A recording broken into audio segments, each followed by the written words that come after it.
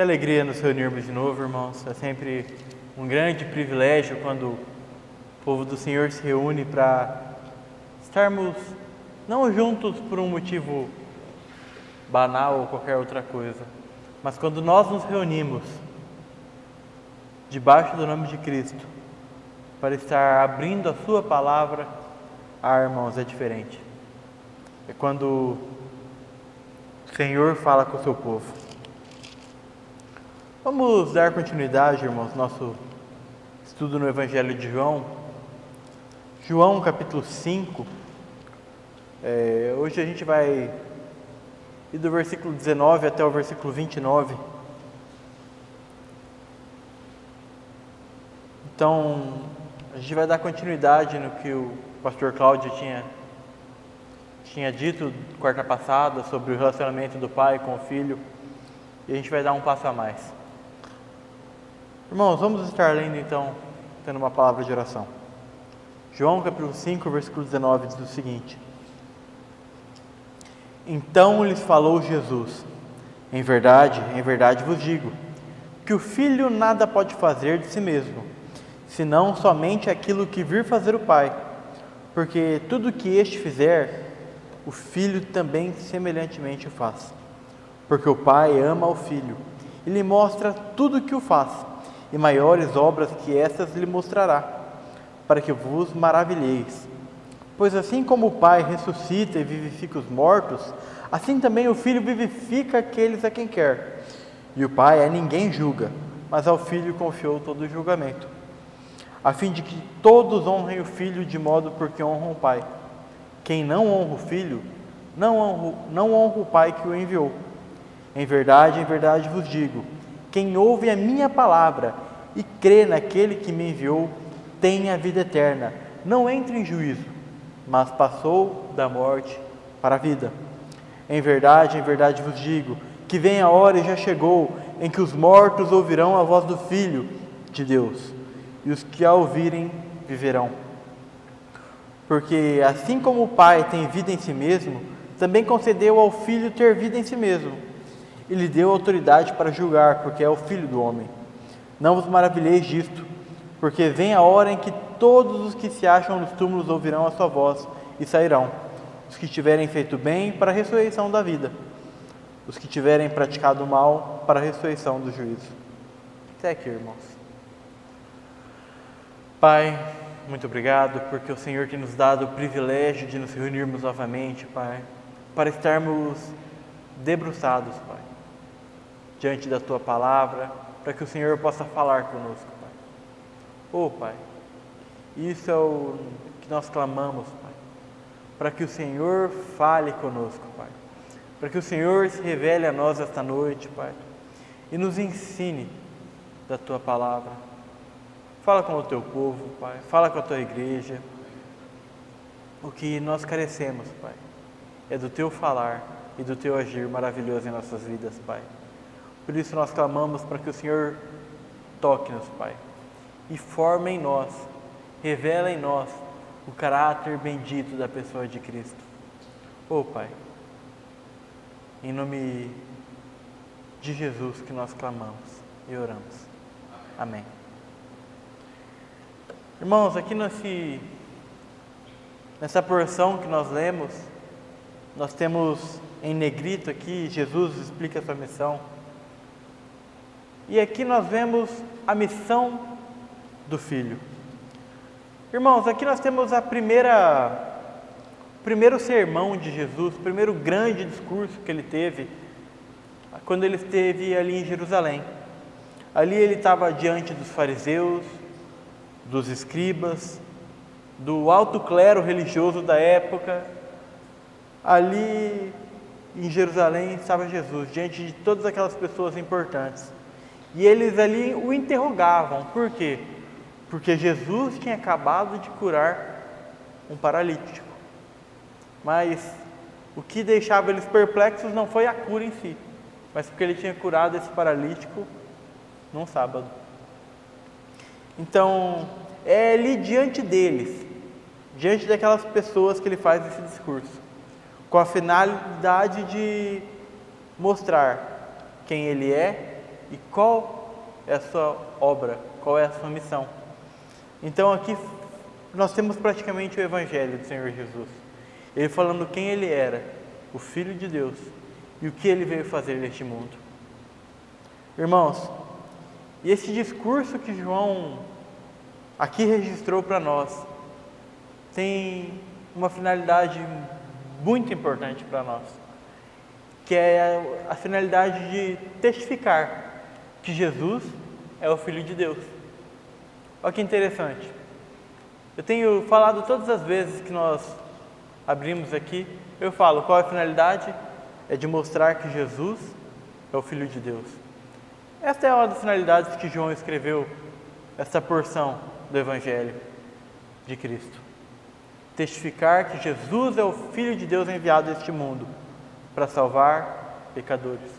Que Ele é o Verbo eterno e por isso nós precisamos dar ouvidos. E por isso nós precisamos estar atentos às suas palavras. E aqui nessa porção nós vemos um discurso maravilhoso dele falando de quem Ele é e do que Ele fez. Cristo e a sua obra. Evangelho. Irmãos, vamos dar uma meditada versículo por versículo. A partir do versículo 19 diz o seguinte: Então lhes falou Jesus: em verdade vos digo, que o Filho nada pode fazer de si mesmo, senão somente aquilo que vir fazer o Pai, porque tudo o que este o fizer, o Filho também semelhantemente o faz. Irmãos, aqui Jesus se mostra totalmente conectado ao Pai. Eu e o Pai somos um. Essa é uma das falas que Jesus fala posteriormente neste Evangelho. Jesus estava totalmente ligado, conectado ao Pai. Existe na verdade uma conexão entre eles, uma comunhão bendita que vem desde a eternidade passada, uma comunhão que nunca teve início, porque é eterna, uma comunhão que sempre existiu. Então Ele e o Pai estavam ligados, Ele era totalmente um com o Pai. Jesus, enquanto estava nessa terra, era totalmente ligado com o Pai. Ele estava em total dependência do Pai. Tudo o que Ele fazia, todos os seus atos eram atos ligados ao Pai. A gente sabe, irmãos, que Jesus, enquanto Ele estava aqui, Ele era a imagem do Deus invisível. Ele era o reflexo perfeito do Pai. O que isso quer dizer para nós, irmãos? Quer dizer que a mente de Jesus é a mente de Deus. Quer dizer que as palavras de Jesus são as palavras de Deus. As ações de Jesus são as ações de Deus. Ele é o Senhor, o Deus encarnado, o Filho de Deus vivo, o Filho de Deus o Pai. E Ele estava na terra, refletindo todo o caráter do Pai. Ele estava mostrando quem Deus é, verdadeiramente.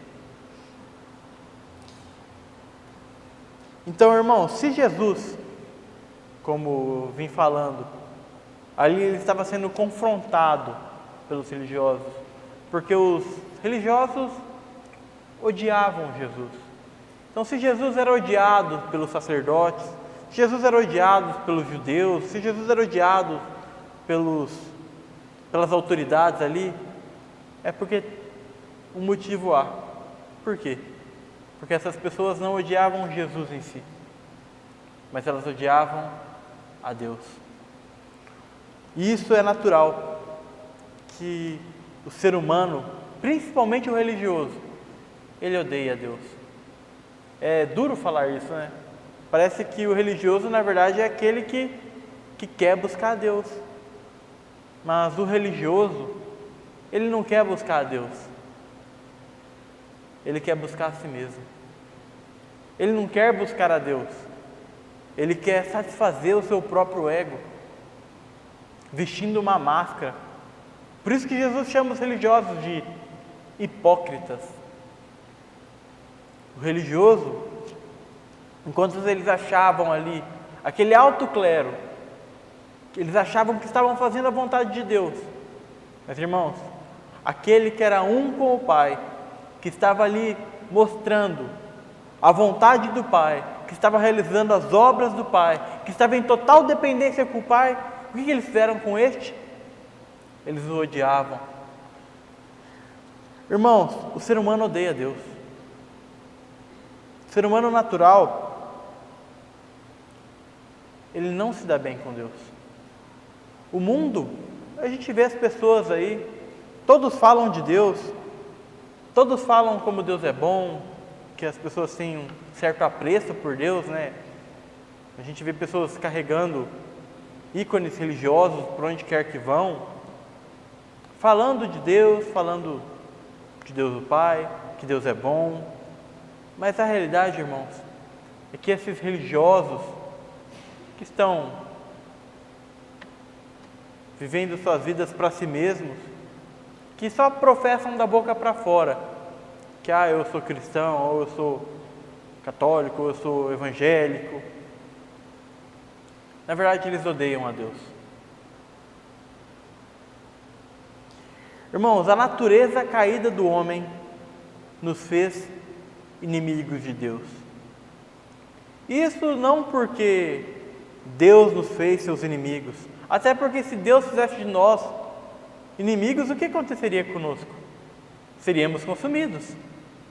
Mas nós fizemos de Deus o nosso inimigo.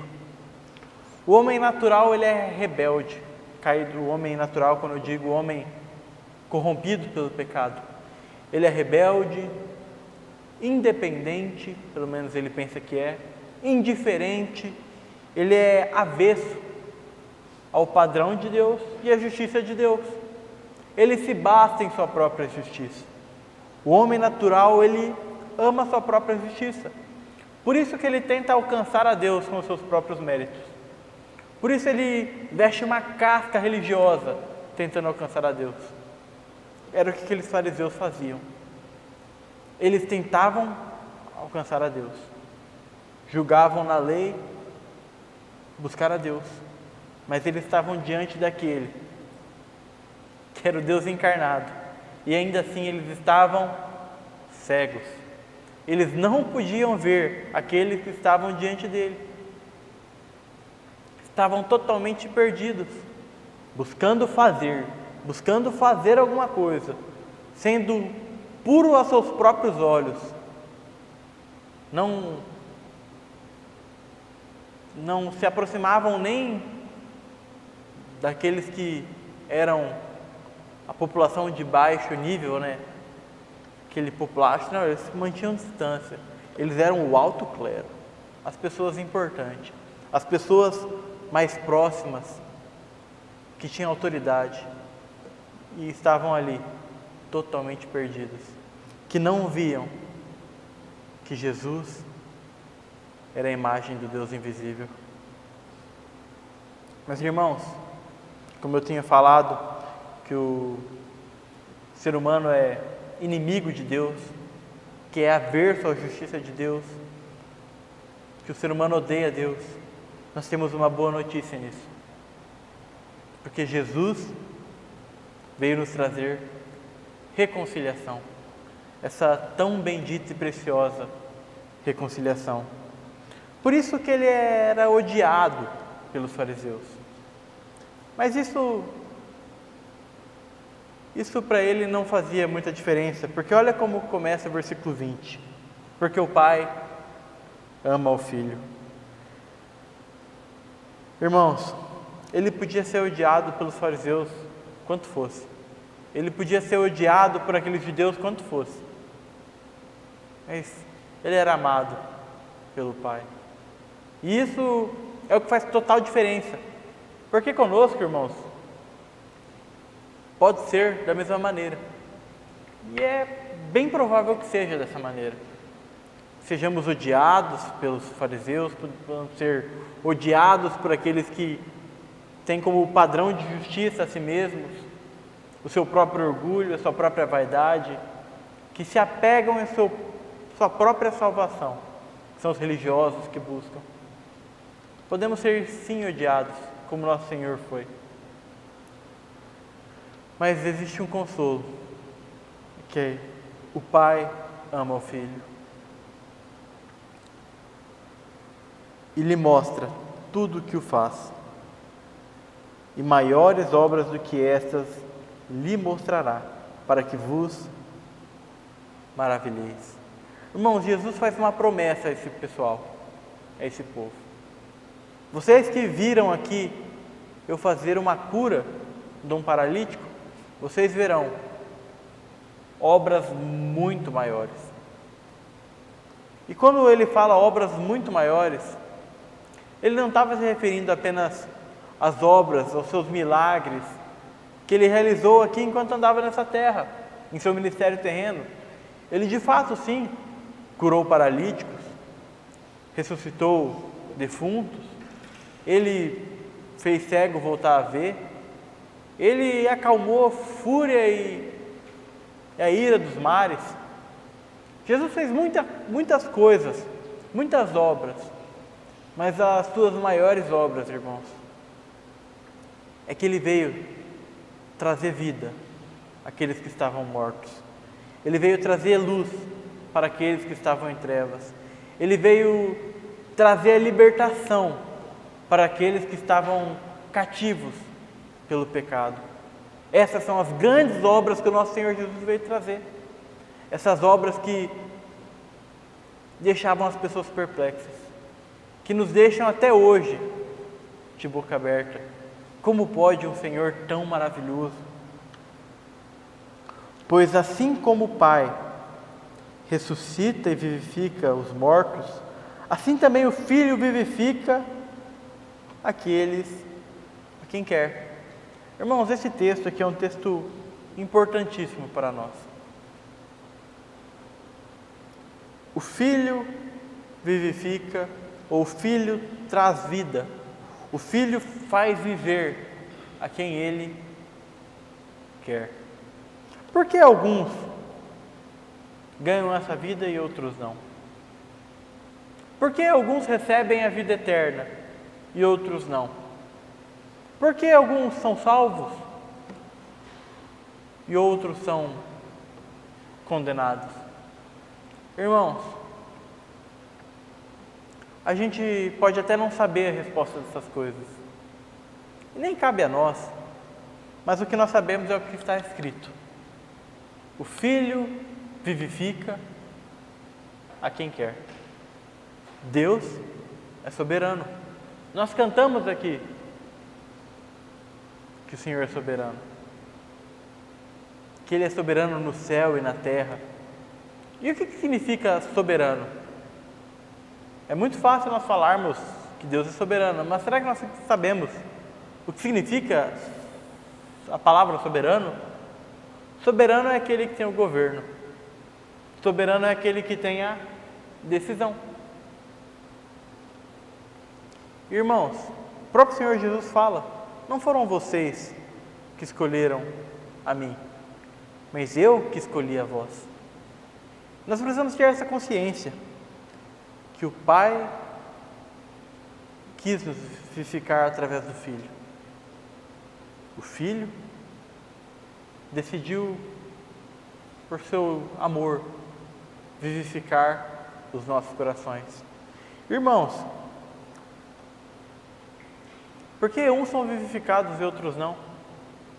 Porque assim Deus o quis. Essa é o que as Escrituras nos falam. O Filho vivifica aqueles a quem quer. E não é por merecimento. Aqueles que são vivificados fizeram alguma coisa para serem vivificados? Não. É por graça. É unicamente e exclusivamente por graça. Até porque todos estavam igualmente mortos. Como que começa Efésios capítulo 2? Vamos abrir lá?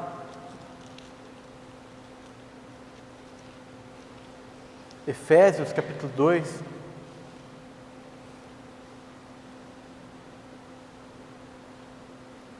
Versículo 1 diz o seguinte: Ele vos deu vida, estando vós mortos nos vossos delitos e pecados, nos quais andastes outrora, segundo o curso deste mundo, segundo o príncipe da potestade do ar, do espírito que agora atua nos filhos da desobediência, entre os quais também todos nós andamos outrora, segundo as inclinações da nossa carne, fazendo a vontade da carne e dos pensamentos, e éramos por natureza filhos da ira, como também os demais.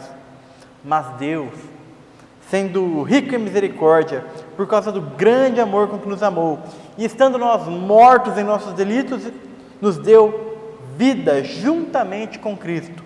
Pela graça sois salvos. E juntamente com Ele nos ressuscitou e nos fez assentar nos lugares celestiais em Cristo Jesus, para mostrar nos séculos vindouros a suprema riqueza da sua graça, em bondade para conosco, em Cristo Jesus. Porque pela graça sois salvos, mediante a fé, e isto não vem de vós, é dom de Deus, não de obras, para que ninguém se glorie. Irmãos, é por merecimento? É por obras? É por fazer alguma coisa? Não, é por graça, é um dom de Deus. Aqueles que recebem a vida, irmãos, recebem a vida, eles são tocados de tal maneira que em hipótese alguma eles retrocedem. Isso é algo que queima no coração deles. Isso faz daqueles que são vivificados arrogantes ou superiores? De modo nenhum. Até porque, se nós somos salvos pela graça dele, nós não temos dos que nos gloriar. A glória pertence a quem? A glória pertence a Ele. Irmão, se de nós dependesse 99% da nossa salvação, se 99% da nossa salvação, me confundi. Se 99% da nossa salvação dependesse de Deus e apenas 1% dependesse de nós daríamos conta de falhar. E se 1% a gente conseguisse, eu sei que é impossível, mas se a gente conseguisse nos salvar, não seria por glória de Deus, mas seria por nosso mérito. E a salvação não vem por mérito, não vem por obras, mas vem pela graça, vem pela obra de Cristo na cruz. Ou seja, aqueles que foram regenerados, irmãos, eles são totalmente dependentes do Senhor. Eles são totalmente entregues ao Senhor. Porque quando o Senhor nos dá vida, nós temos uma segurança eterna. Porque nós sabemos que nós recebemos a vida da parte dEle. A vida dEle, juntamente com Cristo, nos ressuscitou. Nos deu vida juntamente com Ele. É uma vida junto com Ele. Uma vida junto com o Senhor.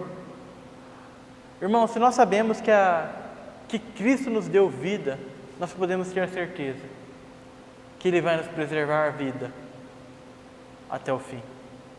Nós podemos ter a certeza que nós vamos estar, não por mérito nosso, mas porque Ele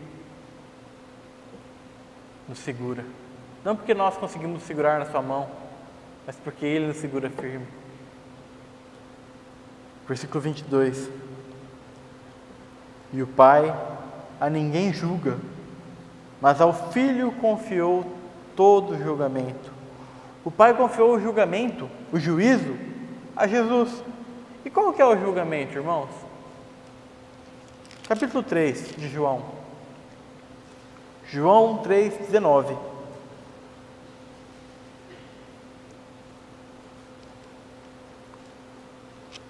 O julgamento é este: que a luz veio ao mundo, e os homens amaram mais as trevas do que a luz, porque as suas obras eram más. Então, como eu disse no início, irmãos, os homens são inimigos de Deus por natureza, avessos ao padrão e à justiça divina, amantes das trevas.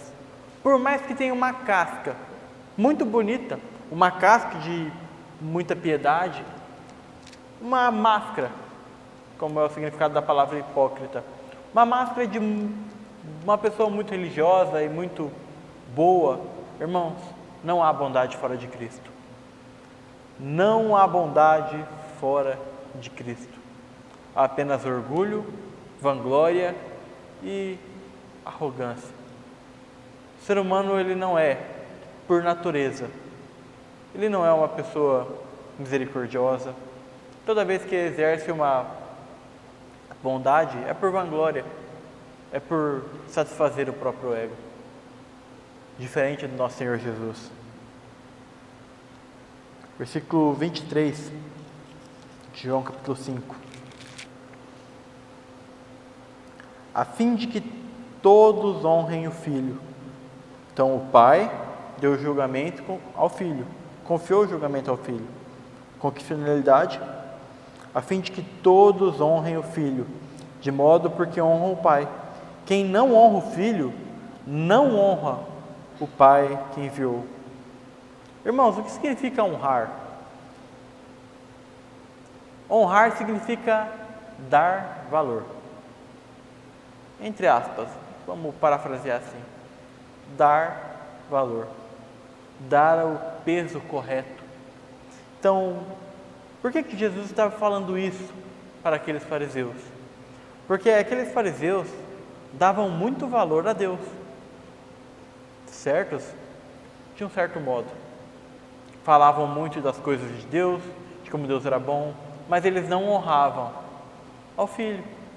Irmãos, inútil. Toda aquela casca deles era inútil. Como nós vemos muitos hoje crentes aí, evangélicos, vazios do Evangelho, como o Cláudio sempre fala, pessoas que falam muito de Deus, mas não conhecem a Cristo, não conhecem aquele que foi enviado por Deus, não conhecem o mensageiro e a mensagem de Deus. Falam de Deus, das bênçãos de Deus, das coisas de Deus, de como Deus é bom, da bondade de Deus, e esquecem do seu Filho, esquecem de Cristo e este crucificado. Irmãos, é fútil, é inútil, não tem proveito. Todos honrem ao Filho, de modo porque honram o Pai, porque quem não honra o Filho, não honra o Pai que o enviou. Irmãos, vocês acham que essas pessoas que se declaram os servos de Deus Altíssimo, de fato servem a Deus? Você acredita que essas pessoas religiosas, que falam tanto de Deus, estão servindo a Deus? Estão sendo de fato pessoas que honram a Deus? Se elas nem sequer falam de Cristo? Se você vai falar de que é o Evangelho, é a pessoa totalmente vazia, não conhece, não tem realidade. Por isso, irmãos, precisamos dar o valor correto às coisas. Precisamos entender que Jesus é o Filho de Deus. Jesus é o enviado de Deus o Pai. Então, no versículo 24, ele chega ao ápice da sua mensagem. Em verdade vos digo. É bem interessante que nessas porções ele enfatiza bastante essa frase, né? Em verdade vos digo. Irmãos, toda vez que Jesus fala isso, presta bastante atenção. É algo muito importante. Em verdade vos digo. Quem ouve a minha palavra e crê naquele que me enviou, tem a vida eterna. Não entra em juízo, mas passou da morte para a vida. Irmãos, não quer dizer que vai passar da morte para a vida, ou poderá passar da morte para a vida, mas aquele que crê já passou da morte para a vida. É crer Crer, crer, crer, crer. Não é por fazer, é por crer. E o que significa crer? É simplesmente acreditar? Faz parte acreditar, mas crer é estar unido, estar convicto, é ter fé. As palavras hoje perderam seu valor, né? A palavra fé. As pessoas acreditam que fé é uma esperança, alguma coisa boa, né? Você fala, as coisas estão ruins, né? A pessoa chega para você e fala, não, tem que ter fé, vai ficar tudo certo. Fé, esperança. As pessoas perderam a noção do que significa fé. O que significa fé de verdade, irmãos? Hebreus capítulo 11. Deixa o dedo ali, por favor, irmãos.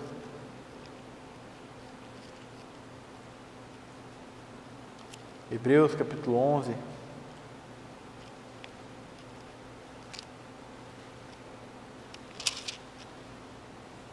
Versículo 1.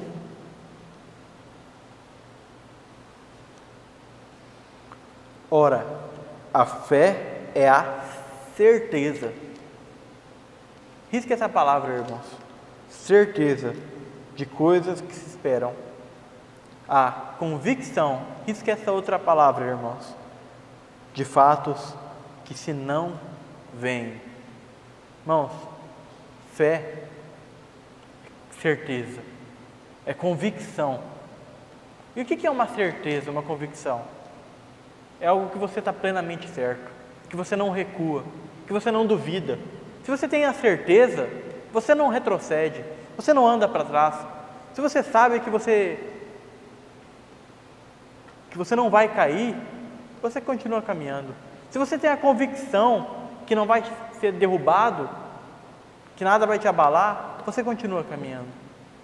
Irmãos, se nós cremos que de fato, se nós temos a fé verdadeira, essa fé genuína, essa fé que é uma certeza, que é uma convicção, Jesus é o Filho de Deus, enviado a este mundo para salvar pecadores, que deu a sua vida numa cruz, para nos lavar, nos purificar de todo pecado. Se nós temos essa fé verdadeira, e que nós somos verdadeiramente livres, nós somos ressuscitados com Ele para uma nova vida, irmãos, o que pode nos abalar? Se nós temos essa convicção, o que pode nos chacoalhar? É um tornado? É uma inundação, como nós vimos tantos desastres acontecendo esse ano? É queimadas? Irmãos, este mundo vai do mal ao pior. A política deste mundo, muitos colocando suas esperanças na política, e agora tem um novo prefeito, e agora nós temos novos vereadores, e vai ser ano político novamente, vai ter presidente, as pessoas vão lá, não, eu vou ter um novo presidente, vai melhorar as coisas. Não vai melhorar as coisas. Irmãos, para este mundo não tem solução. Mas nós podemos ter uma convicção. Não para este mundo, porque este mundo vai passar, mas as palavras do Senhor não passarão, são eternas, e nelas nós podemos nos apegar, nelas nós podemos ter certeza e convicção. O meu justo viverá pela fé. Aquele que ouve a minha palavra e crê naquele que me enviou tem a vida eterna. Tem a vida eterna. Não entra em juízo, ou seja, não entra em condenação. Romanos diz isso para nós.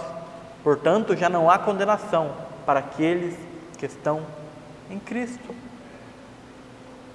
Romanos 5:1, justificado, pois, pela fé, temos paz com Deus. A nossa inimizade foi rompida. Ele nos trouxe para si mesmo. Isso é o Evangelho, irmãos. Mas passou da morte para a vida. Nós que estávamos mortos, fomos vivificados em Cristo. Irmãos, precisamos ter essa convicção. Nós estamos em João 5, né? Vamos abrir em 1 João, capítulo 5. 1 João 5.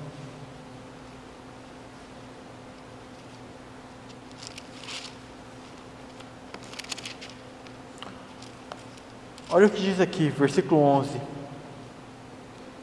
O testemunho é este, que Deus nos deu a vida eterna, e esta vida está no seu Filho. Aquele que tem o Filho tem a vida. Aquele que não tem o Filho de Deus não tem a vida. É simples, né, irmãos? Aqui está até para cego ver, para surdo ouvir. Aquele que tem o Filho tem a vida. Logo, para ficar mais claro ainda, ele conclui: então quem não tem o Filho, não tem a vida. É simples, o Evangelho é simples. Ou nós cremos ou nós não cremos. Eu pergunto para você, irmão, você crê? Você tem fé verdadeira? Você tem certeza e convicção de que Jesus é o Filho de Deus, vindo ao mundo para salvar pecadores, para nos salvar, nos reconciliar com Deus? Você tem a fé, você tem convicção deste fato que não se vê? Porque nós não vimos, mas nós esperamos. Isso é fé, irmãos. Versículo 25. Em verdade vos digo, que vem a hora e já chegou, em que os mortos ouvirão a voz do Filho de Deus, e os que ouvirem viverão. Irmãos, esse é o chamado do Senhor. Aqueles que o Senhor chamou recebem vida. Aqueles que dão ouvido ao Senhor recebem vida. Essa doce voz do Senhor. Irmãos, aquela experiência de Lázaro, onde Jesus diz: Lázaro, vem para fora, de certa maneira também é a nossa experiência. Ele olha para cada um de nós e fala: Luiz Eduardo, vem para fora. Cláudio, vem para fora. Valdir, vem para fora. Marlene, vem para fora. Ele nos deu vida. Nós que estávamos mortos, ganhamos vida. A vida juntamente com Cristo. A vida com o Filho. Ele nos dá a sua própria vida, irmãos. Os que ouvirem a voz do Filho. Vocês lembram daquele texto de João, capítulo 11? As minhas ovelhas ouvem a minha voz. Aqueles que dão ouvido ao Senhor recebem a vida. Irmãos, não há complexidade nisso. Enquanto os religiosos, os fariseus, o alto clero do sacerdotal judaico e todas aquelas pompeiras faziam um estardalhaço, buscando alcançar essa vida. Contanto, eles não iam ao Senhor Jesus para encontrar a vida. Estava diante deles a vida. E eles ainda assim recusavam. Buscavam de tantas maneiras, se esforçavam de tantos modos diferentes, suavam tanto, estavam totalmente dependentes de si mesmos, dos seus próprios méritos. Nunca alcançaram e nem alcançariam o Deus verdadeiro que estava na frente deles. Irmãos, aqueles que ouvem essa voz, aqueles que dão ouvidos, aqueles que honram, que dão valor a este precioso Evangelho de Cristo, recebem por merecimento? Não, por graça, a fim de que ninguém se glorie. O Filho, a vida. Porque assim como o Pai tem vida em si mesmo, também concedeu ao Filho ter vida em si mesmo. E lhe deu autoridade para julgar, porque é o Filho do homem. Irmãos, Jesus é Deus. E Ele, por ser Deus, é a fonte da vida. Deus Pai, Deus Filho, Deus Espírito Santo. 3 pessoas se manifestam de formas diferentes, mas em Deus há vida. Jesus é Deus. Encarnado, portanto, tinha vida em si mesmo. E a Ele foi dada a autoridade para julgar, porque Ele é filho de homem. Homem como nós, 100% Deus, mas 100% homem. Esse é um dos mistérios, irmãos, que nós só vamos entender na eternidade. Jesus é um homem, carne e osso como nós. E por isso ele tem autoridade para julgar. Irmãos, na primeira vinda do Filho, ele mesmo disse: eu não vim para julgar o mundo, vim para salvá-lo. Mas, irmãos, haverá uma segunda vez. Aí sim, ele é o justo juiz. E todos nós, como a Bíblia fala, compareceremos ao tribunal de Cristo. Porque a ele foi dado o poder de julgar. E qual que é o julgamento? Os irmãos se recordam? Que a luz veio ao mundo e os homens não quiseram a luz. Os homens amaram as trevas. Mas aqueles que ouviram a palavra dessa luz, aqueles que foram iluminados pela luz da vida, aqueles que jaziam em terras de trevas, na região da sombra da morte, resplandeceu-lhes a luz.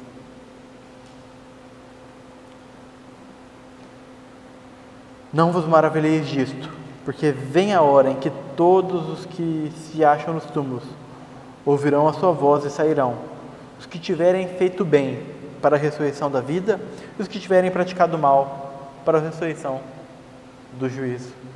Irmãos, quem são aqueles que praticaram o bem?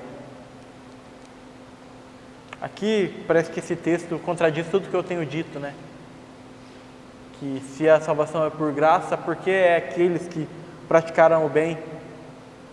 Irmãos, só pode praticar o bem aqueles que estão em Cristo. Por quê? Porque somente Cristo pode praticar o bem. Como eu posso praticar o bem? Sendo não mais eu, mas Cristo vivendo em mim. Tem um cântico antigo que diz: na condição de nada ser, eu me coloco diante de ti, para que tu venhas a ser tudo em mim. Isso é maravilhoso, irmãos. Só podemos praticar o bem quando não for a gente praticando o bem, porque a gente não pode praticar o bem. Mas aquele que é a bondade, aquele que é verdadeiramente bom, ele pode praticar o bem através de nós. Aqueles que praticarem o bem ressuscitarão para a ressurreição da vida. Não entram em juízo, mas já passaram da morte para a vida eterna. E os que tiveram praticado o mal, quem são aqueles que praticam o mal? São aqueles que cometem crimes bárbaros, aqueles que são genocidas, são aqueles que fizeram diversas corrupções em suas vidas, fizeram muitos maltratos às pessoas, também, mas também são aqueles que nunca creram em Cristo, que até tem uma moral ilibada, que até tem uma casca de uma pessoa muito boa, mas nunca se rendeu ao verdadeiro Senhor, que tentam de todas as formas alcançar a Deus e nunca o alcançam. Podem até fazer obras moralmente muito boas, mas em seu interior é vazio, é arrogância, é buscando autopromoção, porque assim é o homem. Mas quando Cristo habita em nós, é totalmente diferente. Nós podemos ter a certeza que nós já passamos da morte para a vida. Qual que é a conclusão, irmãos, que nós temos desse testemunho do nosso Senhor? Como eu tenho dito, Jesus é o Filho de Deus. Essa tem que ser a nossa ênfase, essa tem que ser a nossa convicção, e por isso nós temos que dar ouvidos a Ele, que Ele veio para ressuscitar os mortos, trazer luz para aqueles que estavam em trevas. Ele veio para nos dar vida, e vida em abundância, vida eterna, vida juntamente com Ele. Pela graça sois salvos. Isso não vem de vós, é dom de Deus. A Ele seja dada a glória eternamente pelos séculos dos séculos.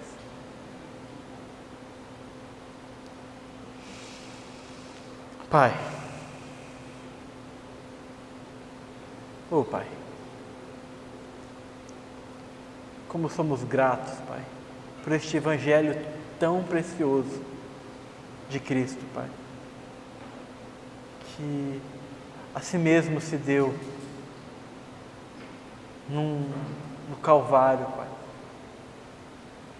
para trazer vida àqueles que estavam na morte, Pai, para trazer vida eterna para aqueles que nada podiam, nada tinham, Pai, nada mereciam, Pai. Pai, obrigado por esta vida bendita que temos em Cristo.